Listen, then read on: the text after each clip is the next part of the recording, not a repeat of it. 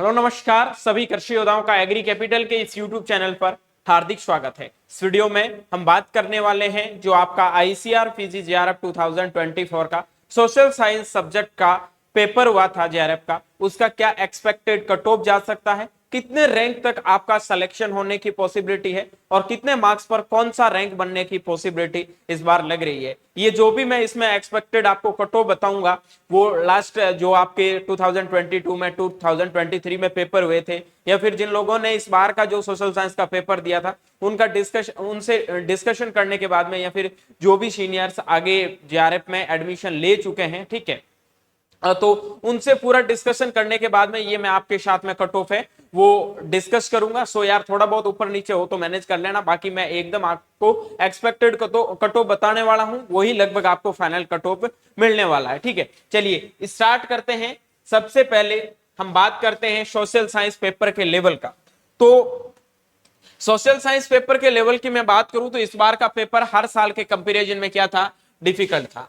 अब कैसे डिफिकल्ट था ये मैं बता देता हूं कि हाँ, मुझे पता है कि जब से मतलब सोशल साइंस का पेपर या फिर कोई भी एग्जाम जब एनटीए के पास गया था उस टाइम से पेपर का लेवल थोड़ा बढ़ा है। आपको असिस्टेंट रीजन के क्वेश्चन भी मिलते हैं, मैचिंग वाले क्वेश्चन भी देखने को मिलते हैं और काफी डेटाबेस क्वेश्चन भी आपको देखने को मिलते हैं। लेकिन इस बार आपको असिस्टेंट रीजन के क्वेश्चन है वो बहुत ज्यादा देखने को मिले थे। स्टेटमेंट बेस्ड क्वेश्चन हर साल के कंपैरिजन में बहुत ज्यादा देखने को मिले और आप सबको पता है असिस्टेंट रीजन और स्टेटमेंट बेस्ड के क्वेश्चन ऐसे होते हैं जो हर कोई मतलब यार गलत होगा, हर कोई लोग गलत कर देते हैं। ठीक है, जब तक 100% चीजें आपकी कवर नहीं होती, क्लियर नहीं होती है, तब तक उसमें गलती होने की पॉसिबिलिटी बनती है। तो हर साल पेपर में आपको इतने असिस्टेंट रीजन और स्टेटमेंट बेस्ड क्वेश्चन नहीं पूछे जाते हैं जितने आपको 2024 में पूछे गए थे। तो सीधी सी बात है कि हर साल के कंपैरिजन में आपका जो कट ऑफ है वो भी कम जाएगा। ठीक है, अब कितना कट ऑफ रहता है, टोटल आपकी कितनी सीट है और आपका रैंक है वो कितने मार्क्स पर कौन सा बन सकता है, ठीक है, उसके बारे में डिस्कस करते हैं। सबसे पहले हम बात करते हैं ICR marks versus ICR rank. ठीक है, आईसीआर में अगर आपके मार्क्स 350 से 370 के बीच में है, उससे ज्यादा तो पॉसिबिलिटी बनती नहीं है कि सोशल साइंस में किसी के 370 से ज्यादा ही नंबर है, बहुत रेयर चांस होता है। ठीक है, देन उसके बाद में हम बात करते हैं आपका 330 से 350। ठीक है, उसके बाद में हम बात करते हैं आपके 300 से 300 के बीच में। अब मैं बात करूंगा यहां पर आपका कौन सा रैंक बनने की पॉसिबिलिटी है। 270 से लगाकर आपका 300, देन उसके बाद में आपका 250 से लगाकर आपका 270, देन उसके बाद में आपका 200 से लगाकर आपका 250 और 170 से लगाकर आपका 200। ठीक है, इसमें मैं रैंक की बात करता हूं कि इस मार्क्स के बीच में अगर आपके मार्क्स है तो कौन से रैंक बनने की पॉसिबिलिटी है। अगर आपके 350 से 370 के बीच में मार्क्स आ रहे हैं तो डेफिनेटली है कि आपका रैंक है वो टॉप 5 में आएगा। ठीक है, श्योरली 100% मान लेना। उसके बाद 330 से 350 के बीच में जिसके भी मार्क्स आ रहे हैं उनका रैंक है आपका 10 से 15 के बीच में आएगा। ठीक है, जिनके नंबर 330 से 300 से 330 के बीच में, ठीक है, 300 से 330 के बीच में आ रहे हैं उनका रैंक बनने की पॉसिबिलिटी है 30 to 40। उसके बाद में 270 से 300 के बीच में जिसके भी मार्क्स आ रहे हैं उनका रैंक बनने की पॉसिबिलिटी है आपका 50 से 70 के बीच में। उसके बाद में 250 से 270 के बीच में जिनके मार्क्स आ रहे हैं उनकी आपकी रैंक बनने की पॉसिबिलिटी है लगभग आपका मान के चलो 100 से लगाकर 150 के बीच में। ठीक है, उसके बाद में बात करते हैं 200 से 250 तक आपका कौन सा रैंक बनेगा, तो उसमें आपका लगभग रैंक बनेगा 200 से लगाकर 250 के बीच में।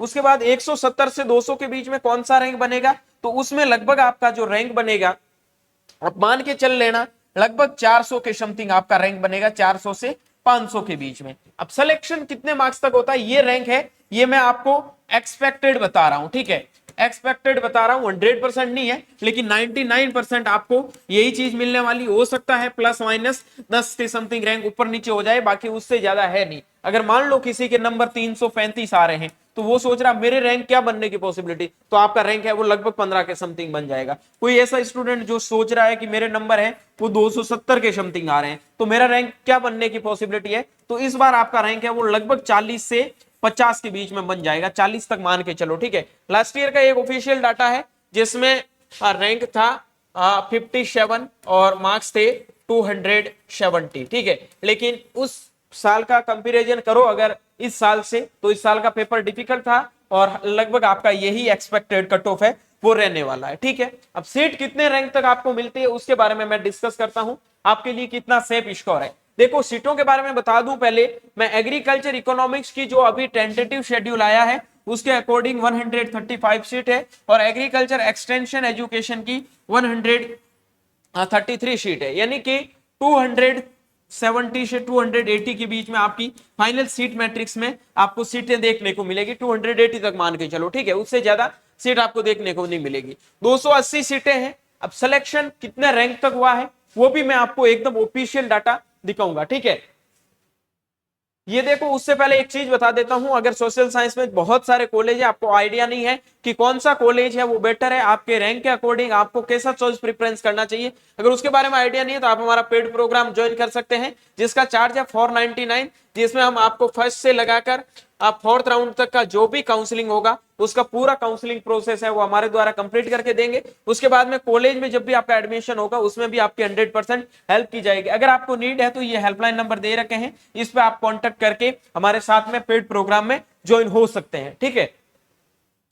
अब हम बात करते हैं एक्सपेक्टेड कट ऑफ के बारे में। तो एक तो मैं यहां पर बात करूंगा जो आपको एनटीएस मिलती है, नेशनल टैलेंट स्कॉलरशिप, जिसमें आप मान लो कि भाई अगर आपको सीट है वो अलॉट कैसे होती है, ठीक है। जैसे कैसे भाई सीट अलॉट मतलब आप अगर अपने स्टेट से बाहर लेते हो, अपने स्टेट में लेते हो तो आपको एनटीएस नहीं मिलेगा, स्टेट से बाहर लेते हो तो आपको एनटीएस मिलेगा। और एक होती है आपकी पीजीएस, आप सबको पता है कि आपको पीजीएस में 12,700 रुपए पर मंथ मिलता है। अब इनके अलग अलग कट ऑफ के बारे में मैं डिस्कस करूं जनरल, उसके बाद में आपका ओबीसी और ईडब्ल्यूएस, देन उसके बाद में हम बात करते हैं एससी और एसटी, उसके बाद में अदर कैटेगरी जिसमें फिजिकल चैलेंज और पीडब्ल्यूडी के लोग आते हैं, ठीक है।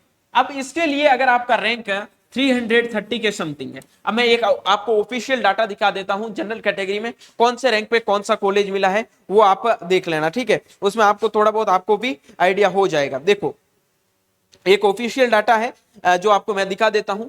लास्ट ईयर जो आपका सेकंड राउंड था उसमें तो बहुत ज्यादा दिखा रहा है, ठीक है।